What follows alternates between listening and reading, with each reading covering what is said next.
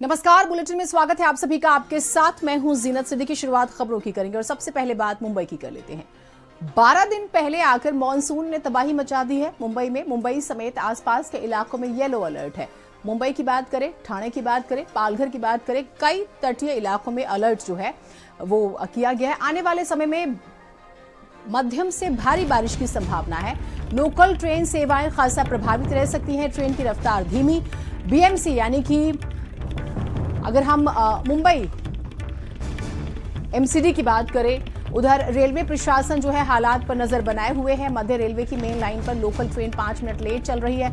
कल्याण की ओर जाने वाली ट्रेनें 5 मिनट लेट चल रही हैं। बारिश की वजह से पेड़ और डालियां गिरने की घटनाएं भी सामने आई है। और अगर आप मुंबई को समझते हैं तो आप जानते हैं कि वहां ट्रैवल का सबसे जो महत्वपूर्ण सोर्स है वो ट्रेन है, लोकल ट्रेन है। और अगर वो प्रभावित होती है तो आप सोचिए कि रोजमर्रा के कामकाज एक बड़ी आबादी के प्रभावित हो जाएंगे। कल्याण वो स्टेशन है जहां पे सबसे ज्यादा हाई डेंसिटी वाला स्टेशन है, जहां सबसे ज्यादा पैसेंजर्स होते हैं। ये आप थोड़ा सा हिस्सा मरीन ड्राइव वाला देख रहे हैं, डबल स्क्रीन हम 2 विजुअल्स आपको दिखा रहे हैं।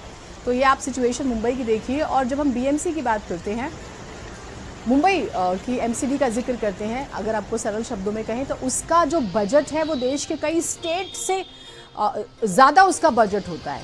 तो ये सवाल उठते हैं कि जो उसका मैनेजमेंट है उसने किस तरह का किया है। वाटर लॉगिंग कई जगहों पर खबरें आ रही हैं, तो क्या उसे सही से मैनेज नहीं हुआ? क्योंकि ये तो हर साल की सिचुएशन है और हर साल लोकल बॉडी की जो है वो फजीहत होती है। तो अभी की थोड़ी सी बारिश ने तो यहाँ पर ये सिचुएशन पैदा कर दी है। देख रहे हैं आप तस्वीरें।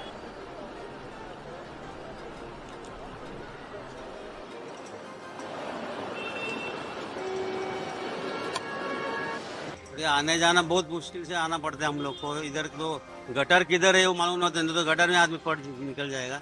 बारिश के रास्ता ही नहीं दिख रहा है, फुटपाथ भी नहीं दिख रहा है, तो आदमी चलेगा कैसा? वो काम पे कैसे जाएगा?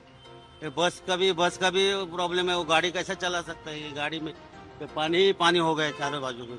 पहली बारिश में पानी भर गया। पहला बारिश में पानी इतना भर है तो आगे का क्या हो जाएगा मालूम नहीं पड़ता है। क्या बीएमसी का काम क्या पहला चालू नहीं किया है जल्दी? बाकी क्या है, सब रोड का काम वैसा के वैसा रखा है। पहली बार हम अभी 35 साल हो गए इधर आता है। तो आपने लोकल्स को सुना और वो सही कह रहे हैं कि देखिए, अगर आप थोड़ा सा केस स्टडी देखेंगे पिछले साल की बारिश की, आपने देखा होगा एक घटना घटी थी। एक व्यक्ति स्कूटर से जा रहा था और सडनली गिर जाता है और फिर वो सीवर होता है, पता ही नहीं चलता उसके बारे में कि वो कहाँ गया, उसकी मौत हो जाती है। तो वही बात वो कह रहे हैं कि अभी तैयारी तो हुई नहीं थी, बारिश तो आ गई। और अगर आप सिर्फ महाराष्ट्र को देखें, उसके बाद आप आंध्रा की तरफ जाते हैं और हैदराबाद स्पेसिफिक सिटी या उस बेल्ट की बात जब हम करते हैं तो वो बारिश वाले एरियाज हैं। और पूरा जो वो स्टेट है जोग्राफिकली हिल्स पे बसा हुआ है, ग्रीनरी भी बहुत है, तो बारिश अमूमन पहले आती है। फिर अरब सागर का हम जिक्र करते हैं, आप देख सकते हैं। तो बहुत सारी जगहों पर अलर्ट भी जारी किया जाता है। ट्रांसपोर्टेशन बहुत प्रभावित होता है। लोकल्स का हमने शुरू में जिक्र किया, लेकिन एमसीडी सुपर फ्लॉप होती है जब हम बीएमसी की बात करते हैं, लोकल बॉडी की बात करते हैं। और लोग नाराजगी दिखा रहे हैं कि क्या तैयारी की गई है। अगर पहली बारिश में आप वाटर लॉगिंग इतनी ज्यादा है, जल भराव जिसे हम कहते हैं, वो इतना ज्यादा है तो।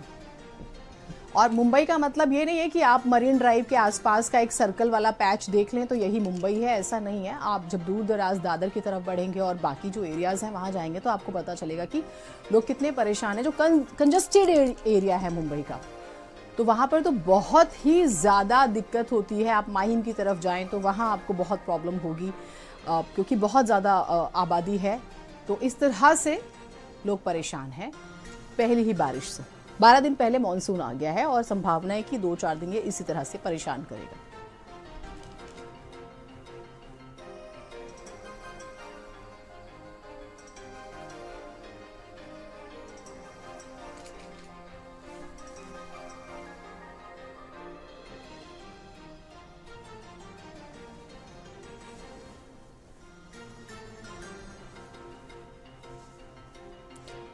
और आनंद प्रकाश मिश्रा हमारे साथ, हमारे सहयोगी जुड़े हैं मुंबई से। आनंद, अभी और फर्स्ट टाइम ऐसा नहीं आनंद जी की बारिश आ गई है, अमूमन हर साल की यही सिचुएशन रहती है। बीएमसी की तैयारी कैसे देख रहे हैं आप, किस तरह से है, थोड़ा सा बताइएगा, और किस तरह के अलर्ट हैं लोगों के लिए, कोई एडवाइजरी जारी हुई है क्या? जी बिल्कुल, यह मानसून जो है वक्त से पहले आ गया है। अक्सर 11 जून के बाद ही मुंबई में मानसून दस्तक देता था, लेकिन इस बार काफी पहले आ गया है और ऐसा पहली बार नहीं हुआ है। इससे पहले अगर हम पूर्व इतिहास में जाते हैं मौसम विभाग के, तो यह 1956, 1962 और 1971 में भी ऐसा हुआ है कि 16 दिन पहले इस तरह का मानसून आया था। और जब भी मानसून थोड़ा समय से पहले आता है तो बीएमसी की पूरी तरीके से पोल खोल के रख देता है। खास करके अगर हम बात मुंबई महानगर पालिका की करें, तो मुंबई महानगर पालिका के पास एक अच्छा खासा बजट इस चीज को लेकर रहता है, जो कि बरसात के समय से पहले नालों की सफाई और गटर की सफाई, खास करके सड़क के आसपास के, हाईवे के आसपास के जो भी सीवर हैं और जो भी इस तरह की दूसरी व्यवस्थाएं हैं उनको सही करने के लिए। लेकिन यह काम इन लोग बजाय अप्रैल और मार्च में शुरू करने के बजाय मई में ही शुरू करते हैं, क्योंकि इनको ऐसा लगता है कि जो बजट रहता है उसके अंदर कुछ, जो आप समझते हैं कि जनता भी समझती है कि कितना बजट इसके अंदर इस्तेमाल किया जाता है। उसी का कारण है कि मई में जब भी मानसून आया है तब मानसून ने बीएमसी की पूरी तरीके से कलई खोल के रख दी है। इस बार भी यही हुआ है, 16 दिन पहले मानसून आ गया है। ऐसा 2012 में भी हुआ था, और पिछले वर्ष की अगर हम बात करें तो 29 मई को यह मानसून आ गया था, लेकिन इस बार यह मानसून 16 दिन पहले आ गया है। और लगातार बरसात होने की वजह से जल जमाव तो हो ही रहा है। साथ में हमारे जो मुंबई शहर के अंदर 2-3 सबवे हैं, चाहे वो खार सबवे हुआ, अंधेरी सबवे हुआ या कुर्ला का निचली इलाका हुआ, इस जगह पे इतना ज्यादा जल भराव है कि जिसकी वजह से यातायात तो बाधित है ही, लोगों का पैदल चलना भी छतरी लेके मुश्किल हो गया है। साथ में तूफानी बारिश है, थोड़ी सी हवाएं हैं, हवाओं की वजह से छतरियां उड़ जा रही हैं और बहुत तरह की ऐसी जो पैदल आनंद जी, एक और चीज जो मुंबई की बसावट को समझते, क्योंकि आपने खार का जिक्र किया और जो निचले इलाके हैं, एक थोड़ा सा रिहायशी इलाका, फिर स्लम, रिहायशी इलाका, फिर स्लम, इसी तरह से मुंबई जो है, सिर्फ मरीन ड्राइव के आसपास का क्षेत्र तो मुंबई है नहीं। ये हर साल की सिचुएशन है और बड़ी आबादी स्लम्स में रहती है, और फिर बीमारियों का भी हम जिक्र करते हैं कि बहुत प्रॉब्लम्स होती हैं। ये मान के चलें कि डबल इंजन, ट्रिपल इंजन की सरकार की बात की जाती है, लेकिन वो सुपर फ्लॉप ही साबित हो रही है। आप जितने इंजन बदलते रहें, जितनी पॉलिशिंग करते रहें, ग्राउंड पर जीरो है। जी बिल्कुल, देखिए मनपा जो है, पिछले अगर मुंबई की हम बात करें तो 4 साल से धरातल पे है ही नहीं, क्योंकि 4 वर्षों से यहाँ चुनाव नहीं हुए हैं और अब चुनाव की तारीख तय की गई है सुप्रीम कोर्ट द्वारा कि 4 महीने में यहाँ चुनाव होने वाले हैं। तो जाहिर सी बात है, मनपा जो है पूरी तरीके से यहाँ राज्य सरकार के अधीन है, और जो भी मनपा के फंड हैं, जो भी यहाँ पे सारे टेंडर हो रहे हैं या जो भी ठेकेदार हो रहे हैं, वो सारे यहाँ पे स्टेट गवर्नमेंट के थ्रू ही किए जा रहे हैं। चूंकि नगर सेवक जो है वो मार्च में 4 साल पहले ही पूरी तरीके से उनकी जो अवधि थी वो खत्म हो चुकी थी। उसके बाद से चुनाव न होने की वजह से लगभग 3-4 वर्षों से यहाँ पे मनपा के अधिकारी ही पूरी तरीके से आका बने हुए हैं। जाहिर सी बात है कि बीएमसी के अंदर जितनी भी धांधलियां होती है, जितने भी इस तरह के कांड हो रहे हैं, वो बरसात में आकर पानी उसका जवाब दे देता है कि किस तरीके से यहाँ पे ये सारी चीजें चल रही हैं। अगर यहाँ पे सीमेंटीकरण, रोड बनाने की बातचीत चल रही है और हर तरफ रोड का काम चल रहा है, तो जाहिर सी बात है उसके साथ साथ नाले और जो गटर की सफाई है और जो इससे संबंधित रोड पे जो गटरें बनाई जाती हैं, नाले बनाए जाते हैं, उसका कहीं न कहीं एक कलई खोलने का काम है। और अगर हम खास करके मुंबई की, जैसा आपने बात की कि यहाँ पर जो निचला इलाका है वहां पे पानी का जल भराव बहुत जल्दी हो जाता है। मुंबई बहुत बड़ा शहर है, अगर हम देखें तो इतने सारे स्टेशन है यहाँ पे, चर्चगेट से लेके दहिसर तक और वहां पर वीटी से लेके मुलुंड तक, तो बहुत सारे इलाके हैं जिसके अंदर की पानी का जल भराव जल्दी होता है और उसके ऊपर सूचना भी दी जाती है।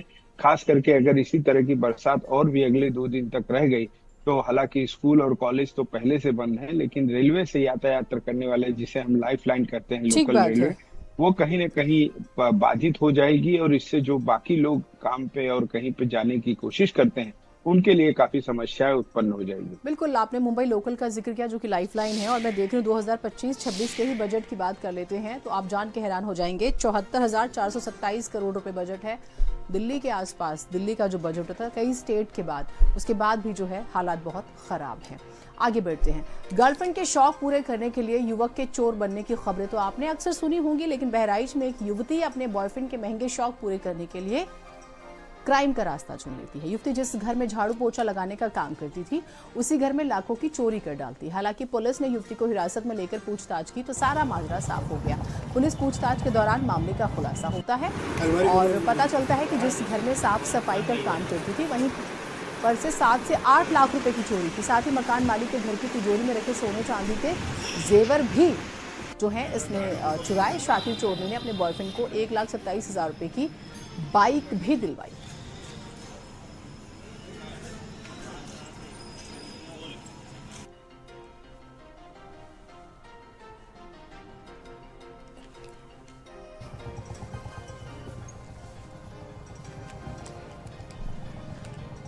तो ऐसी प्रेमिका देखिए, दरअसल समझ का फेर है। दो लोग सही रास्ते पे चल के एक दूसरे को बढ़ा सकते हैं, लेकिन यहाँ पर अपराध को चुनते हैं। ये हमारे बगल में काम करती है लड़की, उसने चुराया था। कैश 20,000 एक चोरी हुई, 20,000 एक चोरी हुई और 2,000 रुपए वो पहले सबसे पहले चोरी हुई थी। जेवरात हुए हैं 11 तोला, 11.5 तोला। उसका अफेयर था, लड़की अपनी आशिक को देता था, वो भी सोनारी का शायद काम करता था। यहाँ तक हमारे हम समझ में आया। और उसने अभी नई गाड़ी निकलवाई है राइडर, उसी पैसे में, और वो भी एक समझिए नॉर्मली एकदम बहुत गरीब लड़का है। खबर अमरोहा से आपको बताते हैं। बुजुर्ग ने पेट्रोल डालकर आत्महत्या कर ली। पत्नी की मौत से परेशान रहते थे। बेटों ने पता कि दूसरी शादी का विरोध कर लिया था।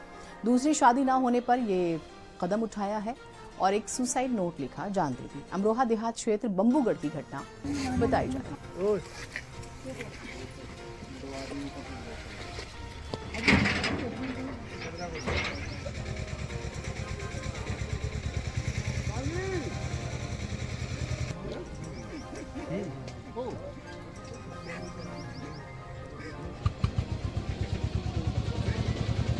थाना अमरोहा देहात क्षेत्र के ग्राम पंडकी में एक डेड बॉडी प्राप्त होने की सूचना दी गई।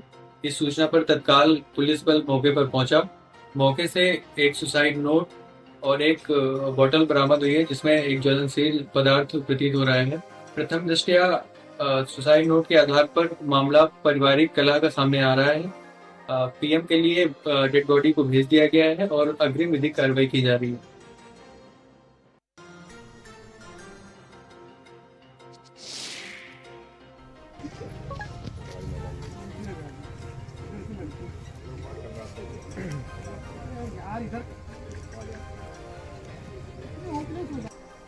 गोंडा से खबर आपको बताते हैं। उमरी में लगाई शादी तोड़ने का मामला। लड़की लड़का दोनों शादी के लिए राजी थे। बड़े बाप को रिश्ता नहीं भाया था तो बन गए काजी। पहले तुड़वाई 5 मई को होने वाली शादी, बाद में घर में घुसकर लड़की को पीटा। लड़की का खुद का बाप शादी के लिए तैयार, फिर भी लड़की के बड़े पापा को शादी से ऐतराज। मारपीट में घायल लड़की अस्पताल में एडमिट है और उमरी की आईली परसौली दौलतपुरवा का मामला है। इसके पीछे का क्या कारण है, देखिए फैमिली मैटर्स में एकदम से सारी बातें खुलकर सामने नहीं आती हैं, लेकिन हैरान करने वाली ये खबर है। तो मामला ये है कि मेरी शादी तय हो रही थी उससे 5 मई को। उन्होंने उनके बड़े पापा बिंधा यादव शादी नहीं करने दी। उन्होंने, मैंने कहा कि मैं भी नहीं करूंगा। मैंने जवाब दे दिया। उन्होंने 10:76-10:90 पर फोन किया। पुलिस मौके पर पहुंची, जांच की। उसके बाद में फिर पुलिस पहुंची तो उन्होंने रात में पुलिस छोड़ के चली आई। उसके बाद में सुबह उनके बड़े पापा और उनकी पत्नियां जो हैं एक दो के मारने को धमकी दी। उसके बाद में मारा तो गोड़ हाथ टूट गया और उसके बाद में गोली से भी जान से मारने को भी धमकी दी। राजेश हमारे साथ जुड़े हुए हैं। राजेश, ये स्पष्ट कीजिए कि बड़े पापा विरोध क्यों कर रहे थे? क्या उनके परिवार में कोई बेटी थी जो उस लड़के से शादी करना चाहते थे? उसकी रीजन क्या था, क्या कारण निकल कर आया? देखिए, सबकी रजामंदी से ये पूरी शादी तय की गई थी और 5 मई को इसकी शादी भी होनी थी। रेणु नाम की लड़की है जिसकी शादी तय होनी थी। बाकायदा लड़का भी तैयार था, लड़की भी तैयार थी, उनके घर वाले भी पूरी तरीके से तैयार थे। जो लड़की का खुद का सगा बाप है वो पूरी तरीके से तैयार था, लेकिन इनके जो बड़े पापा है वो इसका विरोध कर रहे थे। 5 मई को शादी नहीं हो पाई। इसके बाद फिर 26 ये बात हुई कि दोनों लोगों में फिर बातचीत हुई तो फिर से वही शादी की जाए, उसको लेकर के बातचीत चली रही थी। इसी बीच में जो लड़की के बड़े पापा है वो आवेश में आ गए और आज सुबह उन्होंने लड़की के साथ मारपीट की घटना को खारिज किया। फिलहाल बताया जाता है कि लड़की के शरीर में कई जगहों पर चोटें आई हैं, उसको अस्पताल में एडमिट कराया गया है और लड़का और लड़की दोनों लोग तैयार हैं। लेकिन जो बड़े पापा हैं वो ताजी बनकर के पूरे मामले में सामने आ गए। उन्होंने पहली बात तो 5 मई को शादी नहीं होनी थी, उसके बाद दोबारा शादी की बात चलने लगी तो उन्होंने फिर से आकर के इसमें अपना टांग अड़ाया और अपने कुछ लोगों के साथ मिलकर के लड़की के साथ मारपीट की घटना की। फिलहाल इस पूरे मामले को लेकर के उमरी बेगमगंज थाना क्षेत्र में इसकी तहरीर भी पड़ी हुई है और पुलिस पूरे मामले की जांच कर रही है। घटना अली परचौली के दौलतपुरवा गांव। ठीक है, बहुत शुक्रिया आपका जानकारियों के लिए।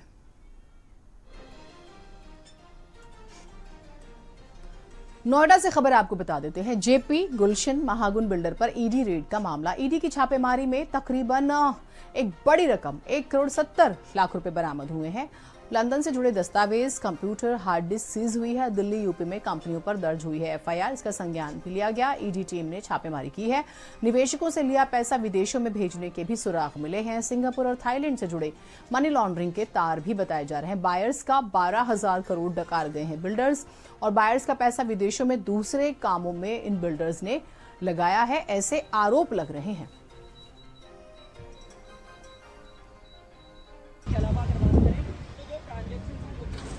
जेपी पर ईडी की छापेमारी के बाद अब नई चीज़ें सामने आ रही हैं।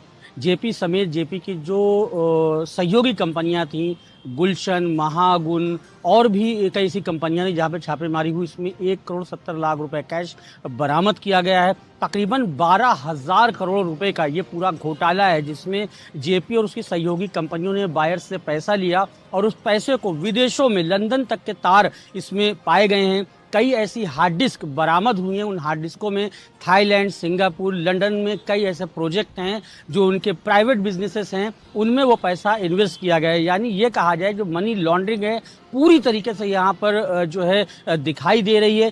जो ईओडब्ल्यू में मुकदमे दर्ज हुए थे उसी को लेकर ईडी ने ये छापेमारी करी थी और बताया जा रहा है यहाँ पर हार्ड डिस्क मिली है। उससे साफ पता चलता है कि जो बायर्स के 12,000 करोड़ रुपए हैं वो अलग अलग देशों में इन्वेस्ट किए गए हैं अलग अलग नामों से। फिलहाल तकरीबन 4 से 5 बिल्डरों पे अभी शिकंजा कसा है ईडी ने। आने वाले वक्तों में ईडी बाकायदा इनके खिलाफ एफआईआर दर्ज कर सकती है। कैमरा पर्सन साजिद के साथ दानिश शरीफ, भारत समाचार, नोएडा।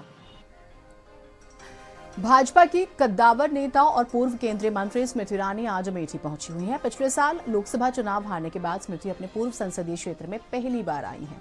एक दिवसीय दौरे पर गौरीगंज के रणजय इंटर कॉलेज मैदान पर आयोजित अहिल्याबाई होलकर की जन्म 3 शताब्दी पर आयोजित संगोष्ठी में शामिल होने के लिए वो आई। लखनऊ से होते हुए यहाँ पहुंची हैं। पूर्व केंद्रीय मंत्री स्मृति ईरानी यहाँ गंगा में डूबे युवकों के परिजनों से भी मिली। यहाँ एक साथ 3 लोगों की डूबकर जान चली गई थी। स्मृति ईरानी ने पीड़ित परिवारों को सांत्वना भी दी।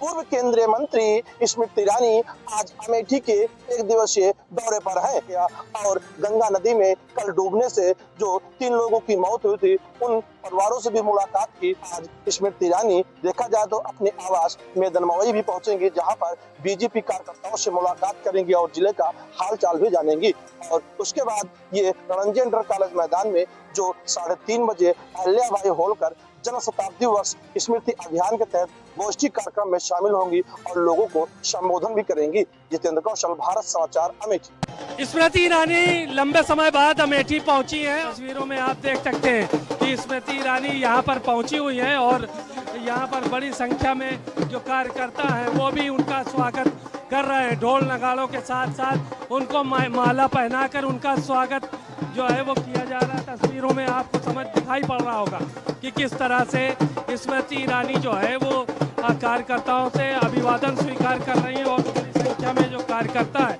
वो वहाँ पर पहुँचे हुए हैं। तो कुल मिलाकर लखनऊ से जब निकली स्मृति ईरानी तो उसके बाद बहुत सारे कार्यकर्ता, बहुत सारे नेता जो है वो यहाँ पर पहुँचे हैं और उनका जगह जगह स्वागत किया गया है। बड़ी मालाएं हैं, तमाम चीज़ें हैं जहाँ पर उनका जो है वो स्वागत करने का काम किया जा रहा है। तो स्मृति ईरानी पहुँची हुई हैं और अलग अलग स्थानों पर अलग अलग कार्यकर्ताओं से भेंट कर रही, मुलाकात कर रही हैं और मिलने का काम कर रही हैं। दरअसल अमेठी में अभी अहिल्याबाई होलकर का एक कार्यक्रम है, उनकी जयंती समारोह में यहाँ पर शामिल होने के लिए पहुँची हैं और बड़ी संख्या में जो कार्यकर्ता हैं, जो नेता हैं, वो भी वहाँ पर आए हुए हैं। तो तस्वीरों में साफ तौर पर आपको नजर आ रहा होगा कि किस तरह से तमाम कार्यकर्ता, तमाम नेता यहाँ पर मौजूद है और जो है वो तस्वीरों में आपको साफ तौर पर नजर आ रहा है। कुल मिलाकर ये चीज़ें देखने को मिल रही हैं और स्मृति ईरानी यहाँ पर जो है वो पहुँची हुई हैं। तो अलग अलग स्थानों पर से अलग अलग चीज़ें, ढोल नगाड़ों के बीच में स्वागत हो रहा है स्मृति ईरानी का और तमाम लोग यहाँ पर आए हुए हैं। कैमरामैन रोहित के साथ सीमा पृथ्वी, भारत समाचार, अमेठी। खबर झांसी से आपको बताते हैं। युवक की पत्थरों से कुचलकर निर्मम हत्या हुई है। शराब पार्टी के दौरान हत्या की आशंका जताई जा रही है। एसपी सहित थाने की पुलिस घटनास्थल पर पहुंची हुई है। रक्सा थाना क्षेत्र के ग्राम अठोंदना का मामला बताया जा रहा है। बेरहमी से कुचलकर मारा गया है। कहा जा रहा है कि एक शराब पार्टी हुई थी जिसमें अब हो सकता है कि आपसी रंजिश रही हो या कोई और कारण हो। अब इन्वेस्टिगेशन इसकी की जा रही है। जो क्राइम सीन से फुटेज आए हैं वो हम आपको दिखा रहे हैं। एक अज्ञात शव मिला है जिसकी उम्र करीब 40 वर्ष लग रही है, जो प्रथम दृष्टया मजदूर लग रहा है। शव के आसपास में शराब की बोतलें तथा सिगरेट मिले हुए हैं। ऐसा प्रतीत हो रहा है कि शराब पीने के दौरान झगड़ा हुआ है, जिससे वजह से इसकी चोटें आई हैं, जिससे मृत्यु हुई है।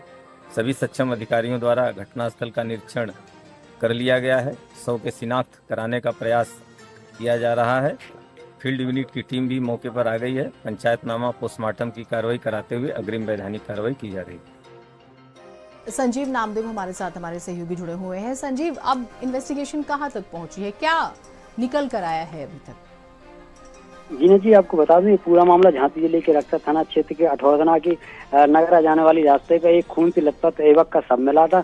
उसके सिर पर पत्थरों से कूचकर उसकी निर्मम हत्या कर दी गई थी। बताया गया कि ये झांसी रक्षा थाना क्षेत्र के आरू प्लांट के पास एक झोपड़ी में रहता था। अपनी पत्नी बच्चों के साथ में निवास करता था। कल देर रात्रि में इनकी शराब के दौरान शराब पार्टी हुई। शराब पार्टी के दौरान इन्हीं के कुछ दोस्तों ने इनका विवाद हुआ। विवाद में इनके ऊपर पत्थरों से कूचकर इसकी युवक की हत्या कर दी गई। वहीं हत्या से पूरे इलाके में हड़कंप मच गया। तो वहीं एसपी सहित थाना जो स्थानीय थाना पुलिस है वह मौके पहुंची और फॉरेंसिक टीम भी मौके पहुंची है और जो उनकी पत्नी है उनकी तहरीर पर मुकदमा दर्ज कर लिया गया और आरोपियों की तलाश में पुलिस जुटी हुई है। ठीक, बहुत शुक्रिया आपका जानकारी के लिए।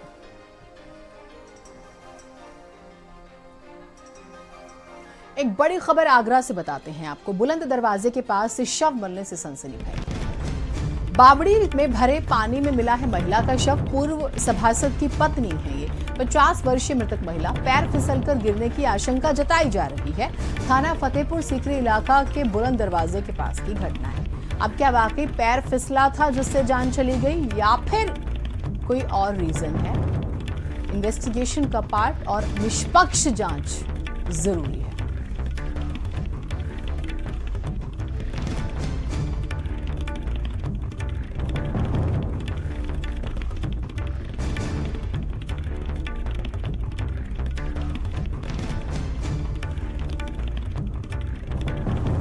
पूर्व सभासद की पत्नी बताई जा रही है जिनकी मौत हुई। 50 साल उम्र थी। मनीष हमारे साथ जुड़े हुए हैं। मनीष, क्या वाकई पैर फिसला था? ऐसा क्या हुआ वो वहां पर क्यों गई या फिर कोई और कारण? ये देखिए, आपको बता दें जो जिस तरीके से पैर फिसलने की बात सामने आ रही, वहाँ स्थानीय लोगों का यही कहना था, परिजनों का भी यही कहना है कि पैर फिसलने से उस तालाब में जो बावड़ी का तालाब है उसमें महिला गिरी है, लेकिन पुलिस मौके पर पहुंची है, पूरे मामले की इन्वेस्टिगेशन कर रही है। पुलिस का कहना है कि मामले की निष्पक्ष जांच की जाएगी। ये जो मृतक है वो पूर्व सभासद की पत्नी है और ऐतिहासिक जो फतेहपुर सीकरी बुलंद दरवाजा है उसके पास जो तालाब की बावड़ी है उसमें उसका शव मिला है और फिलहाल पुलिस ने सबको पोस्टमार्टम के लिए भेजा है और पूरे मामले की जाँच कर रही है। बहुत शुक्रिया आपका जानकारी के लिए।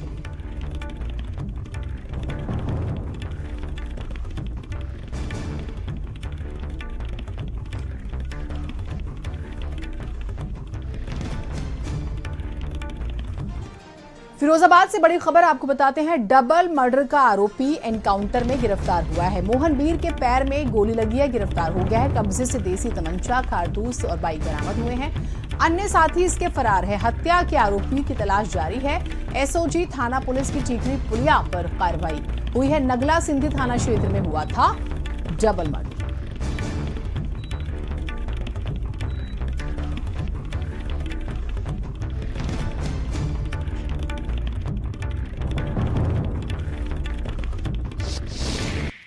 सूचना ये मिली कि ये टिकरी पुलिया रामपुर रोड के पास भोला छुपे छुपाए घूम रहा है, जो इस मुकदमे का वांछित अभियुक्त था।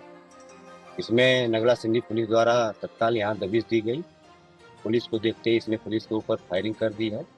आत्मरक्षा में पुलिस ने भी इसके ऊपर फायरिंग की है, जिसके इसके पैर में गोली लगी है।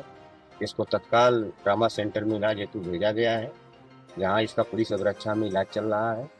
इसके पास से जो बरामदगी हुई है, एक अवैध तमंचा 315 गो, एक जिंदा और एक खोखा कारतूस इसके पास से बरामद हुआ है तथा एक बाइक इसकी बरामद।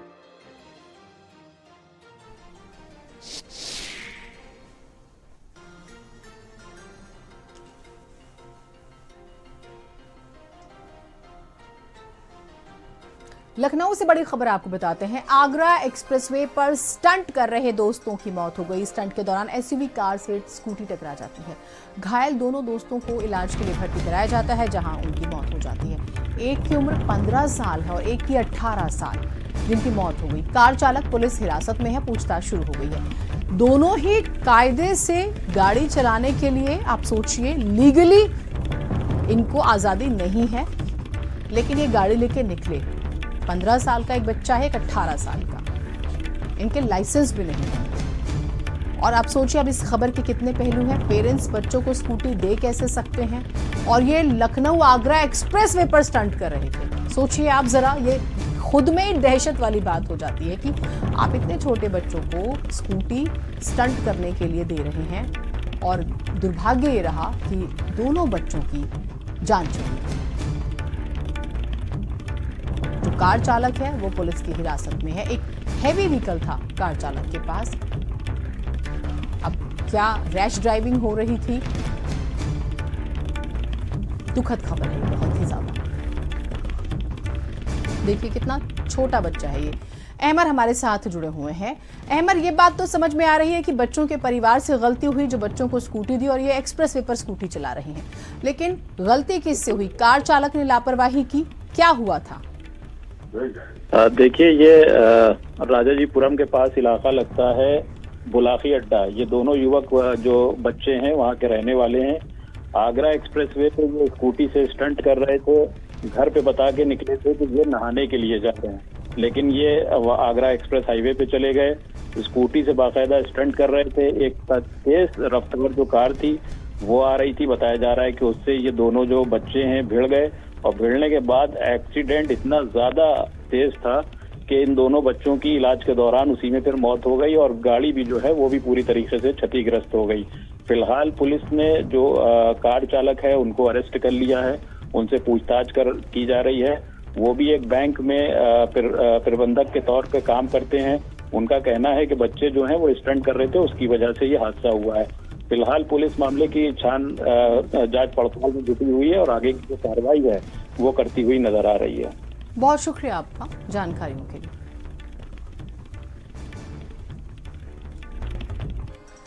खबर महाराजगंज से आपको बताते हैं। डांस को लेकर घराती और बाराती में मारपीट हो गई। सोचिए, डांस को लेकर मारपीट का वीडियो सोशल मीडिया पर वायरल भी हो गया, और फिर पुलिस की मौजूदगी में शादी संपन्न करानी पड़ी।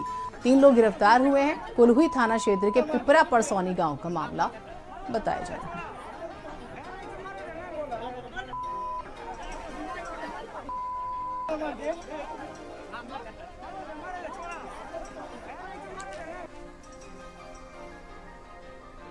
और आइए अब सुनते हैं प्रधानमंत्री नरेंद्र मोदी को। मुझे प्रधान सेवक की जिम्मेदारी थी। मोदी ने अपनी तीनों सेना